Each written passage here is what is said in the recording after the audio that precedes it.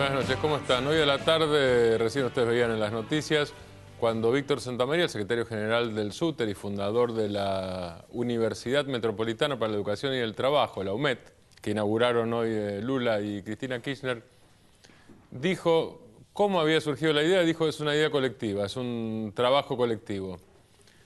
No pasó cualquier cosa, digo, no todos los días se inaugura una universidad sindical, de hecho es la primera en la Argentina, de origen sindical. No todos los días Lula, que fue presidente de Brasil después de haber sido tornero y dirigente sindical del gremio metalúrgico, el más grande de Brasil. En Brasil los metalúrgicos son los metalúrgicos más los mecánicos, más los de las automotrices. Un enorme gremio. Lula no viene todos los días a Argentina y no cualquiera hace esa síntesis. Este puente lo tendieron Pablo Gentili, secretario ejecutivo de Claxo, y Daniel Filmus, senador nacional y presidente de la Comisión de Relaciones Exteriores, con Víctor Santamaría. Origen de la visita, relación de la universidad, pero queda otra cosa. Ese gesto más fuerte de Lula, uno de los gestos más fuertes de relación con la Argentina, en profundización, por un lado con el mundo intelectual y académico, y por el otro lado con la dirigencia sindical peronista. Digo, elementos a tener en cuenta. El despojo como agravio, la reforma agraria en América Latina. La palabra despojo es una palabra fuerte, poco usada por las ciencias sociales en general. María Paula Zafón es candidata al doctorado en Ciencias Políticas en la Universidad de Columbia, pero es de Colombia, y está aquí con nosotros. Gracias por estar acá. Gracias por invitarme. ¿Qué es el despojo? Bueno, ¿A qué te referís con el despojo? ¿El despojo de quién y hacia quién? Bueno, por despojo yo entiendo un robo de tierras, Sí. Que puede darse solo por violencia o por manipulación o violación de la ley. ¿Y hablas de Colombia o hablas del continente en general?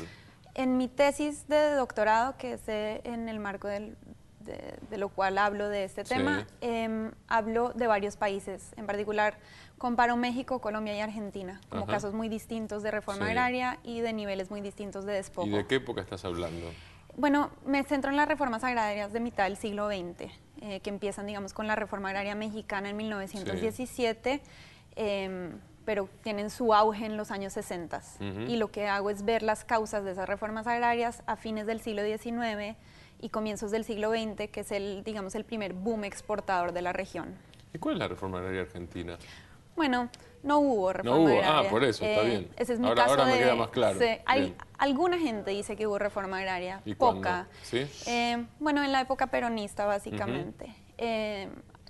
Digamos, en la época de Perón se hacen dos cosas, o bueno, tres. La primera es que se promete una reforma agraria que no ocurre. Pero lo que sí ocurre es un programa de colonización a través del Consejo Nacional Agrario y la congelación de los arriendos.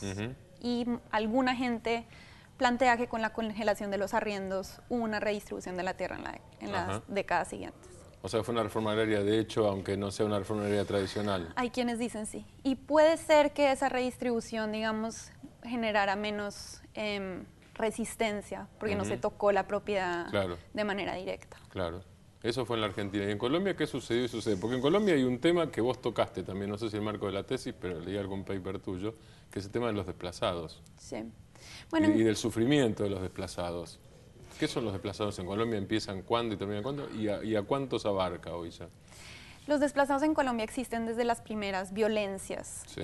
La violencia en Colombia siempre ha sido más del campo que de la ciudad, y entonces el desplazado es un desplazado interno, o sea, un migrante forzado por la violencia a ir del campo a la ciudad por miedo. Y pierde su tierra. En general los desplazados pierden su tierra, y entonces el despojo, digamos, está muy directamente relacionado con el desplazado. ¿Y cuántos son en los últimos 50 años o 60 años? Bueno, hoy se calcula que desplazados vivos hay alrededor de 5 millones, 6 millones según las estimaciones. ¿5 millones sobre qué población colombiana? 40 millones. 5 sobre 40. Sí. Estás hablando de más de un 10% de la población. Así es. ¿Y están dónde? ¿Dónde se van a vivir? En las ciudades. Sí, en los márgenes de las ciudades. Digamos, el drama del desplazamiento en Colombia es que son doblemente desplazados o triplemente, porque es gente que llega a la ciudad, pero a los barrios donde llegan la gente les teme mucho o los aísla, y entonces pueden desplazarse dentro de las ciudades o de una ciudad a otra. Para que quede claro, no estamos hablando de migración interna ni estamos hablando del fenómeno tradicional en todos los grandes centros urbanos de América Latina, por lo menos, de una parte de la población rural que se convierte en población urbana buscando trabajo o a veces por desesperación o las dos cosas juntas. Aquí estás hablando de desplazamiento, que supongo que debe tener que ver con esto también, pero básicamente por la violencia. La diferencia es esa, el desplazamiento es forzoso. Claro. O sea, en general hay un ataque y las víctimas huyen o hay una amenaza muy clara de que va a haber violencia. Sí. Entonces, digamos, son migrantes forzosos y en general hay condiciones económicas en el medio, pero la decisión fundamental claro, es por preservar la vida. Sí. Por preservarla de una bala y no de morirse de hambre. Así es. De hecho, digamos, en muchos casos la tierra daba alguna base para sobrevivir. Sí. Y lo que pierden es, además de su hogar, las posibilidades de mantener, de sostenerse económicamente. Vivos, porque claro, son los últimos 60 años más o menos de pico de violencia, del Bogotazo para aquí, ¿podemos considerar eso? Cuando vos decís vivos, si hablas también de los que se fueron muriendo, ¿estás hablando de qué cifra? No ¿Está cuantificado? No se sabe. Conozco, no la conozco y además, digamos, desplazados en Colombia hay desde el siglo XIX. Desde el XIX. Desde las guerras civiles hubo desplazados. El momento, digamos, clásico cuando empieza el desplazamiento forzado como fenómeno de la violencia es la violencia de los años 40 que tú mencionas, empieza con el Bogotazo. Ahí hay un primer ciclo, luego con el Frente Nacional calma un poco la violencia y en los 80 se recrudece hasta ahora. ¿Estás siguiendo el tema de la negociación? No sé si académicamente, pero supongo que como por curiosidad sí lo estás haciendo. ¿El tema de la negociación con la FARC? Sí, lo sigo. ¿O académicamente también? Bueno, un poco. Un poco y un poco. Sí. ¿Opinión? Mira, yo tengo un optimismo moderado. Que creo que moderado. Es ese mismo de Santos, el tuyo, más o menos, ¿no es cierto? Y bueno, yo me distancio de Santos en muchas cosas, sí, pero sí, me parece pero que en este sentido. Sí, sí. Ahora, ¿el optimismo moderado es casi cábala o es análisis? Es porque ya muchas veces hubo diálogo y no fructificó, porque en ese sentido cábala te digo, o es análisis. No. O sea, es distinto y un poquito, disculpen la interrupción, es distinto otras veces, aunque siempre hay una incertidumbre, pero parece que esta vez el escenario es mejor. ¿Puede ser así? ¿Está bien expresado? A mí me parece que así es. Así. Sí, es distinto a otras veces por varias razones. ¿Por cuáles? Bueno, primero, en particular a la vez pasada, la negociación está teniendo lugar fuera de Colombia. Sí. No se cede territorio. Y, digamos, hay tiempos en los cuales deben pasar cosas. Sí. Hay tiempos definidos. Sí. Y no ha cesado, digamos, hay una cosa muy particular de la negociación, es que no han cesado las hostilidades. Entonces, o sea, básicamente el gobierno no tiene mucho que perder. Hay menos condiciones. Hay menos condiciones y a la vez, digamos, el gobierno colombiano necesitaba hacer eso porque había muchísimo escepticismo frente a la paz. Entonces, no, digamos, le quedaba muy difícil negociar de otra manera, me parece, dejar las hostilidades. En ese sentido es más difícil porque es diferente la negociación a cómo son en general otras negociaciones, pero es más fácil porque las dos partes tienen presión para lograr algo. ¿Y la presión sobre la FARC cuál es? ¿Por qué la FARC querría negociar? Bueno, las FARC se ha disminuido significativamente en los últimos años, ha debilitado. Yo no creo que se pueda decir que han perdido, porque si hubieran perdido no habría nada que negociar. Claro. Pero yo creo que sí han perdido, digamos, cabecillas muy importantes, mucho territorio, y además yo creo que ven en este gobierno una oportunidad que con Uribe les queda un poco más compleja. Tengo una pregunta, si puedes contestarla, nos queda un minuto nada más, pero vi que escribiste un paper y lo leí sobre derecho a la comunicación, pensando en tecnología, nuevas tecnologías, o ya no tan nuevas, pero no solamente en la prensa tradicional. ¿Ese derecho surge de qué y en qué consiste? Bueno, es como, yo diría que una tercera generación de los derechos relacionados con la expresión. Sí.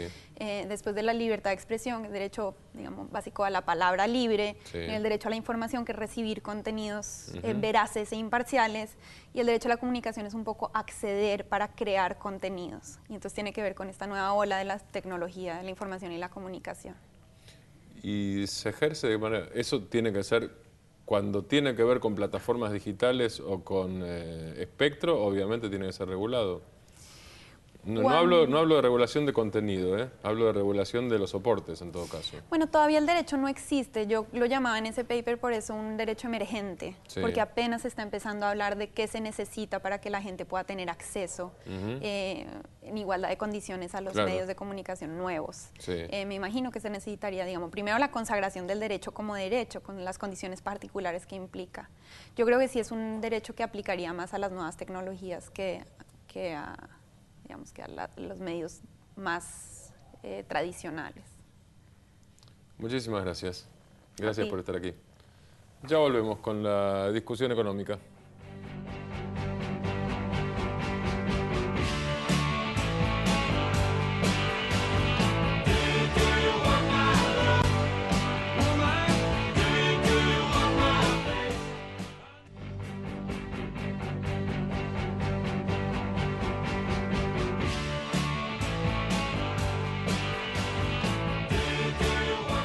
Economía, dólar, inflación, blanqueo, exteriorización, usen todas las palabras que quieren. Para dos miradas, yo no sé si opuestas o no, veremos, tal vez sean convergentes. Están Martín Burgos, ¿cómo estás? Economista del Cefidar. ¿Cómo andás? Y Gabriel Solano, dirigente del Partido Obrero. Hay un paquete en discusión, hay una realidad económica y un paquete elevado por el Poder Ejecutivo al Congreso en discusión. Yo tengo la sensación, es una sensación todavía, de que el paquete, más allá de lo que piense cada uno de él, sirve para hacer más terrenal la discusión económica en estos días. Sensación mía. Me parece que la discusión empieza a ser más concreta, lo cual es bueno. No sé qué opinan ustedes. Sí, ya de por sí yo creo que tiene algún efecto directo. Lo que pasó con el blue en estos días, cayó de 10, 9... El blue se hizo más celeste. Sí, y el día de mañana tal vez es 8. Pobres los que compraron a 10, digo, ¿no? En todo esto. ¿Y debería estar en cuánto? ¿Te animás a tirar un número? 678. 678. Pues cuando Néstor Kirchner asumió estaba por encima de 4, ¿no es cierto? El tipo de cambio oficial. ¿Sí? Sí. No, y bajó a 3 en ese momento. El tipo de cambio oficial fue clavado en 3 después, claro, o sea, bajó. Ahí yo creo que hay un triángulo de nominalidad que es precio, salario, tipo de cambio, que en esas tres variables, en esos precios relativos, está toda la historia argentina casi, ¿no? Entonces, si el control de precios llega a bajar las expectativas de inflación y la inflación mismo, 5 puntos, digamos, las que está pasando, ¿no?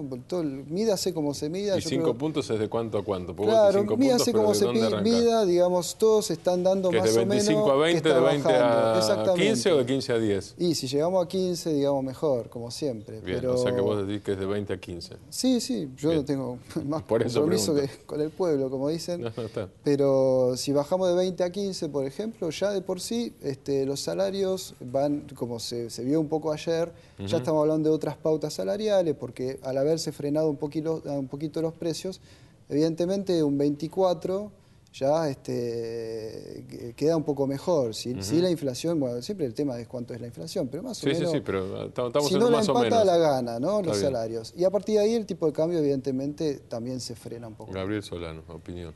Sí, tengo una visión, no diría contrapuesta, veremos el debate, pero creo que el paquete tiene un objetivo de parte del gobierno.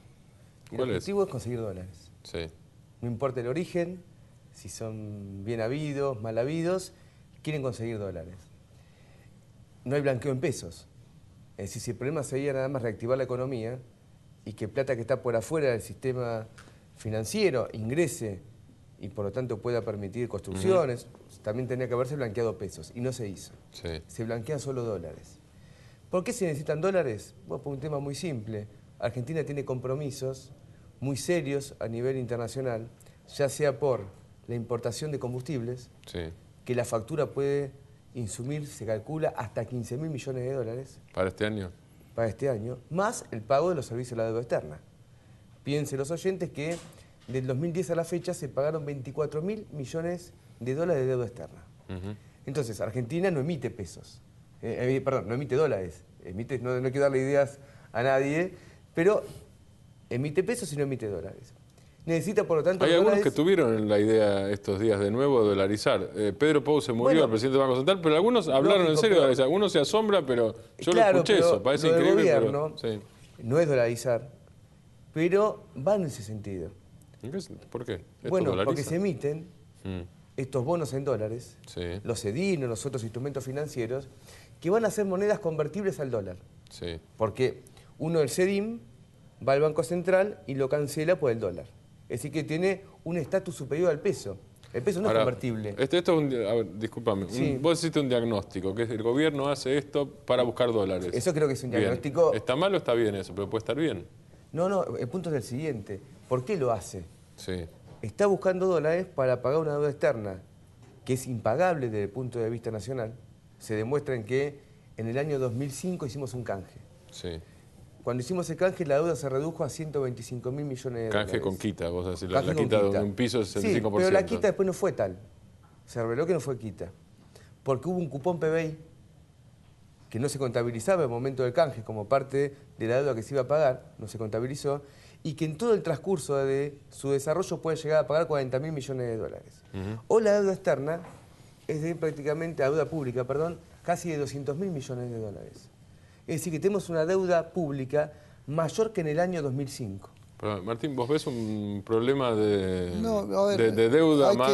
Son varias cosas. El tema de la deuda, para o sea, el nivel de deuda, por ejemplo, se bajó un montón, evidentemente. Yo creo que no son 200.000 millones, son a lo sumo 60, 70. Igualmente es un nivel muy elevado, lo cual significa que la salida ¿Me disculpas? A ir a buscar para más cada uno de ustedes, sí. ¿qué porcentaje ocupa la deuda en el PBI?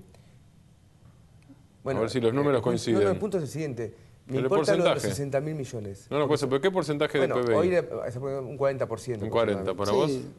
Mucho menos. La cuestión es la siguiente, es también el peso de la deuda. 60.000 millones es una cuenta que a mí me importa aclarar. Si no parece que estamos tirando números sin sentido. Tiene sentido los 60.000 millones, porque ¿qué es lo que omite? Lo que omite es lo siguiente. El gobierno dijo que se desendeudó. ¿Cuál fue el mecanismo? Fue cancelar deuda con acreedores privados y organismos multinacionales de crédito, FMI y compañía, y transfirió la deuda... Diciembre del 2005. Y transfirió la deuda al ANSES, transfirió la deuda al Banco Central, transfirió la deuda al PAMI. Esa deuda no se contabiliza. Señor. ¿Qué es la deuda que hay que pagarle a los jubilados? Un segundo, dale. Ahí en la cuestión yo creo que es un cambio de bolsillo, ¿no? Me parece que si vos tenés, por ejemplo, en un caso de cualquiera de nosotros, tenemos 2 cuentas bancarias, pasamos plata de una a otra, no es que nos estamos endeudando, simplemente estamos cambiando la cartera de mi propio... Y entonces el Estado, cuando pasa plata del Tesoro al ANSES y todo eso no debería ser considerado como deuda, y menos como deuda en dólares, porque son todas deudas en peso.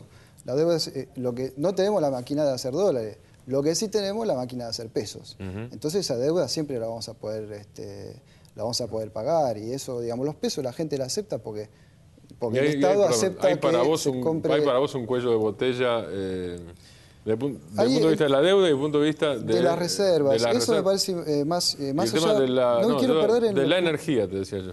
Sí, por eso, la restricción externa, la cuestión de las divisas.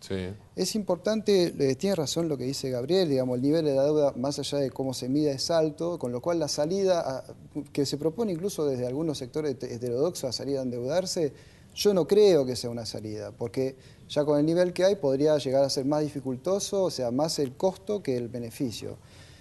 Después la cuestión de las reservas, el tema es que los dólares están, ¿no? Con esta idea del CEDIM, con esta idea del bono, es que la gente que tiene los dólares en su casa, los argentinos que tienen la deuda en su casa, socialicen, si se quiere, esas reservas que lo maneja el Banco Central.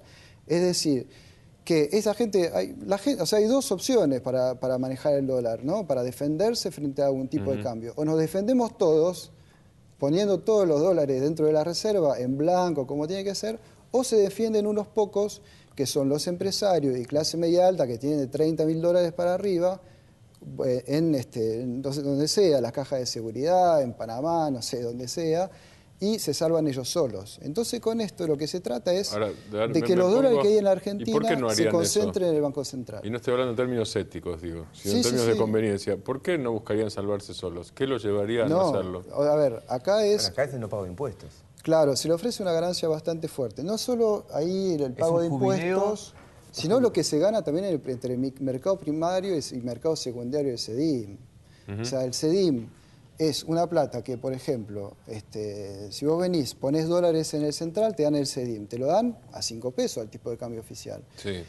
Entonces vos, bueno, ahí hay toda una cuestión de todavía que no se reglamentó, no se sabe bien, pero en una segunda instancia, el que tiene los CEDIM lo va a poder vender ¿a quién? Al que tiene pesos. Porque esos CEDIM... ¿A qué precio lo va a vender? Y lo va a vender justamente a 6, 7, 8 pesos. Por eso, ahí está. Entonces va a haber una ganancia bastante fuerte. La cuestión es qué se hace con esa ganancia, ¿no? Claro, el punto yo creo es el ahí siguiente. Yo creo que vamos a concordar. El problema es la ganancia y quién se va a quedar con esa ganancia. Porque, primero, sobre el endeudamiento. Yo no comparto la tesis de muchos economistas que dicen volvamos a los mercados voluntarios de crédito. No, sí, eso. Que lo plantean, digamos. Estamos de acuerdo. Perfecto. Ahora, ojo que con esta medida es un ¿Qué son los mercados voluntarios de crédito? Yo pido traducciones en este caso a los economistas. Emite un bono. Sí. Es deuda externa, digamos. Emite un bono y lo Deuda vende, externa. digamos, voluntariamente, en el sentido que acá no hay mercado voluntario de crédito. Acá hay un mercado que el gobierno se endeuda, pero sí no es voluntaria la deuda. Porque los jubilados nunca votaron que la plata del ANSES vaya a financiar, por ejemplo, el déficit del Tesoro. No lo votaron. Entonces, es una deuda que toma el Estado con los jubilados, pero no es voluntaria. Déjame terminar. Te dejo. Punto 1. Punto 2. El tema de la deuda, acá hay un mecanismo de deuda, con esto que se acaba de anunciar. Porque quien deje sus dólares en el Banco Central y se lleve un CEDIN, el Banco Central tiene que hacer frente el 100%. A ese bono cuando se vaya a cancelar. Por lo tanto, va en el sentido de un nuevo endeudamiento. Va en el sentido, porque el Banco Central contrae una deuda con los propietarios, digamos, de estos bonos. Tercera cuestión. Acá tenemos indudablemente una devaluación, que es la que pidió el macrismo. El macrismo le puso el número, 40%. El Partido Obrero está en contra. La pidió también el gobernador de Santa Fe, sí, Bonfatti. Dijo que había que devaluar para beneficiar a los exportadores. Ahora, pero la diferencia es eso. ¿Por qué vamos a un sentido de una devaluación? Recién se explicaba muy bien el mecanismo. El CEDIN, uno lleva los dólares al Banco Central y va a ser el tipo de cambio oficial. Me llevo el CEDIN y lo puedo vender en el mercado secundario. ¿Qué es mercado secundario? Es no cancelarlo con el Banco Central, sino vendérselo a un particular. Sí. ¿A qué precio? Si tengo un CEDIN de $100, lo voy a vender quizá... Decilo. No sé a cuánto. 6, 7, 8 pesos. 6, 8, no sé, lo que me paguen. Todo el mundo va a querer defender su CEDIN lo más posible. Hoy ya está existiendo algo parecido. Porque hoy con los títulos públicos existe un mercado legal, que es lo que se llama mercado colíquid, que usa las grandes empresas y se cotiza todos los días millones y millones de pesos en ese mercado, que hoy cerró, por ejemplo, a 9,10, 9,20. ¿Vos crees que sí es devaluación, perdón? Y esta es devaluación. Una cosa nada más para decir, esta baja de corrida del dólar blue es muy peligrosa. Porque ¿cuál fue el mecanismo que recurrió el gobierno? El gobierno tiene, a través de ANSES, títulos en dólares. Salió a vender, le dijo al ANSES, vendan los títulos en dólares. Yo tengo dos preguntas. Una, ¿es devaluación? Dos, ¿es peligrosa? La cuestión es la siguiente. La devaluación, o sea, es pensar que hay un tipo de cambio único. Es decir, como bien dijo, lo que pretende Sturzenegger, etcétera, es sobre todo la devaluación del tipo de cambio comercial, es decir, del tipo de cambio oficial al cual se transan importación y exportaciones. Sí, eso significaría para inflación y reducción de salario. Entonces, lo que está pasando, eso sí, yo creo que concuerdo con él, es una devaluación, pero hay un tipo de cambio dividido. Es un poco como que hay el tipo de cambio oficial en el cual se transan las importaciones que compiten con la industria. Un poco más abajo, 35% más abajo, que es el monto de las retenciones, un tipo de cambio para la soja. Y un poquitito más arriba va a haber un tipo de cambio para el mercado inmobiliario. Sí. Entonces, en verdad, ese tipo de devaluaciones, al no tocar la parte comercial, sobre todo las importaciones y las exportaciones, no impactan sobre la inflación, ¿no? Sí pueden impactar, y eso yo creo que habría que forzar muchísimo más. Ahí el gobierno tendría que ser mucho más duro con el mercado inmobiliario, en mi opinión, digamos, la cuestión de los alquileres, que te cobran 2 comisiones, que te van ajustando cuando está prohibido ajustar los alquileres, a veces de acá a 6 meses te van aumentando los alquileres, y eso obviamente llevado a un residente es una cosa, un problema de distribución de ingresos, pero llevado a el mismo problema a un shopping o a cualquier comercio, eso termina siendo trasladado a los precios finales de nuestro producto que consumimos. Con lo cual, habría que ser un poquito más duro sobre el mercado inmobiliario. No tenemos más tiempo. Solamente lo siguiente. Pero si lo decís en 10 segundos, sí. ¿Te animás? Segundos. Dale. Están vendiendo los bonos en dólares del ANSES, que se los llevan afuera y a los jubilados los dejan en pesos. De esa manera bajó el blue. Es una forma de perjudicar a los jubilados. 10 y no segundos. es una salida. Gracias a los dos. Gracias a los dos. Volvemos con una pregunta. Si está volviendo el mundo de los espías como en la época de la Guerra Fría, o hay otra cosa.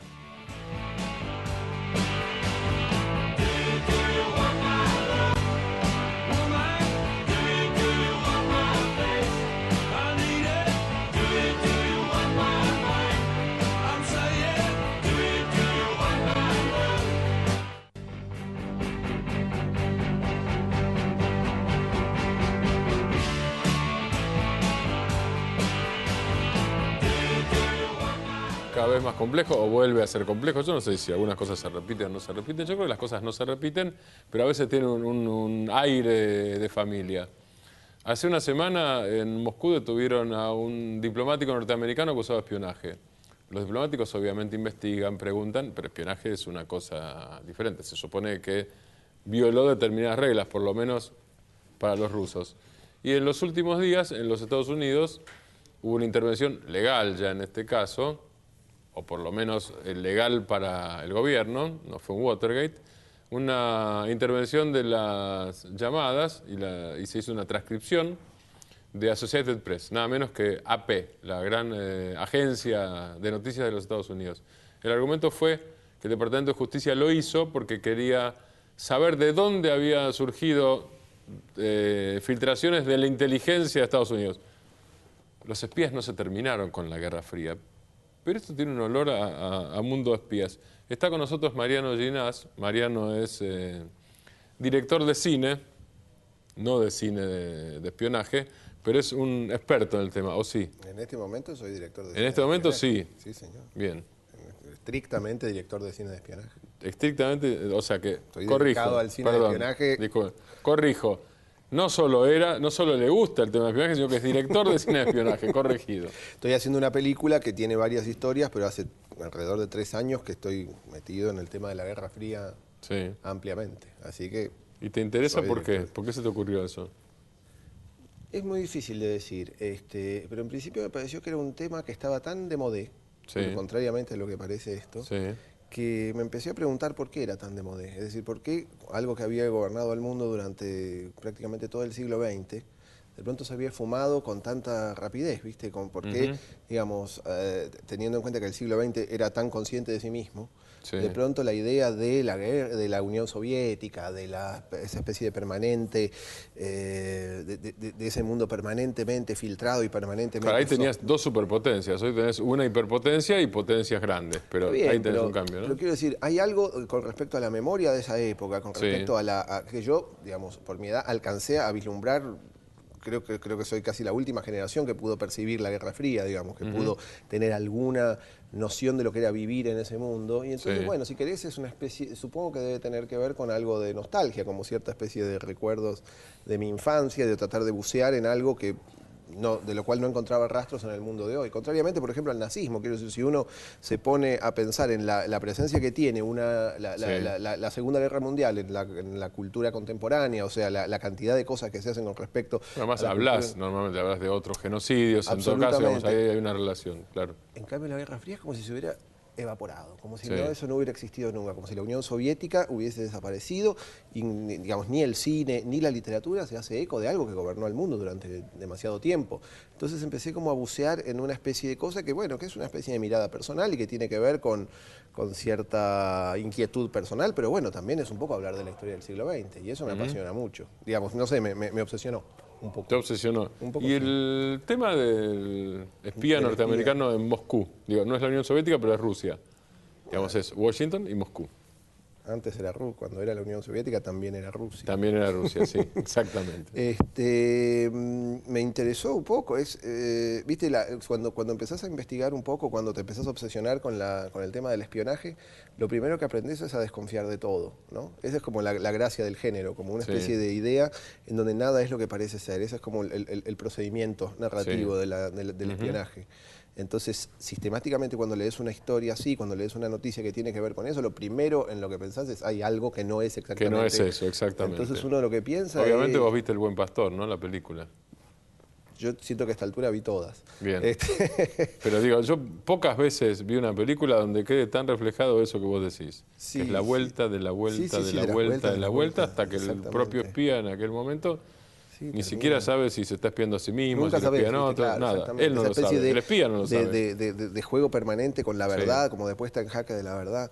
Lo que yo siento es que parece, digamos, la pregunta es, yo creo que efectivamente, como vos decís, nunca habrá dejado de haber espías. Quiero decir, el Departamento de Estado americano no se lo desmantela. El Vaticano tiene... Por eso digo. Yo supongo que China no se habla, yo ni siquiera sé cómo se llama el servicio de inteligencia chino, pero existe. Digo. Pero si uno lee Mankel, aparece, por ejemplo. Pero claro, digamos, vos imaginate, es posible que tengan menos presupuesto que el que tenían en aquella época, pero un presupuesto deben tener y deben seguir trabajando, y como todo el mundo deben seguir tratando de justificar su sueldo, digamos. Y las embajadas deben tener, quiero decir, no creo que la embajada que después del 89, digamos, después de la perestroika, hayan directamente sacado cualquier tipo de zona de investigación. No, hay un señor que se llama Putin, que en realidad era el jefe de la KGB en la República Democrática Alemana. Yo siento que debe tener que ver un poco con cierta cuestión de manejo interno ruso, ¿no? Como si hubiera una especie de revival en donde mi sensación, yo todavía no fui a Rusia, casi digo la Unión Soviética, todavía no fui a la Unión Soviética, tengo que ir ahora a fin de año,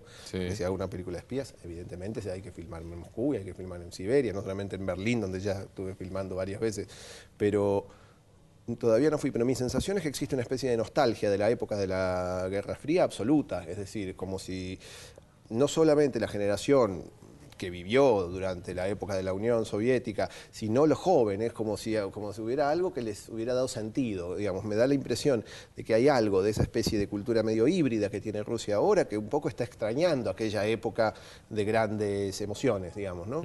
Y entonces mi sensación es que debe ser más que nada un circo para divertir un poco al pueblo ruso, que está un poco, digamos, como decirle, bueno, todavía seguimos. Con el vodka no alcanza. Con el vodka no alcanza, prácticamente con nada alcanza. Entonces, si tienen la sensación de que todavía están siendo espiados y todo eso, digo, evidentemente hay una especie de puesta en escena en donde hay un juego de arrestar a un espía y hay como unas fotos muy divertidas donde aparecen pelucas y anteojos negros, digo, es una especie de chiste, ¿no? Quiero decir que el espía de la embajada norteamericana se ponía anteojos negros y pelucas, digo, es como una especie de puesta en escena de un guionista, ni siquiera un buen guionista americano, más bien un guionista trucho, un guionista de polka, no sé, una especie de guionista medio de cabotaje extraño. Uno tiene la sensación de que es más una especie de puesta en escena de medio pour la galerie que un asunto de política internacional serio, es decir, que hay espías de los dos lados y todo eso, bueno, pero parece una cosa más cómica que otra cosa, esa es la sensación que uno tiene. ¿Hay alguno que, a ver, alguien tiene condiciones para espía? ¿Los espías se forman? Uno leyó mucho, vos debes más que yo, pero yo leí bastantes cosas de ficción y de investigación periodística en todo caso. Y aparecen muchas formas, digo. Claro. ¿No? Hay muchas formas lo primero que hay que conspiradores en todo caso. Absolutamente. O de gente comprada. Lo primero que me parece que hay que desterrar es la idea del espía medio como una especie de superhombre. Eso, cualquier persona que le guste el género de espionaje un poco odia a James Bond, ¿no? Es como una especie de... Sí. Es algo que no tiene nada que ver, es la persona que ha pervertido el género de espionaje convirtiéndolo en una especie de desfile de modas, mezclado con escenas de esquí y todo eso. Todo el mundo sabe que el género de espionaje es un género silencioso, medio minimalista, medio más de miradas chicas que de persecuciones en autos por Monte Carlo.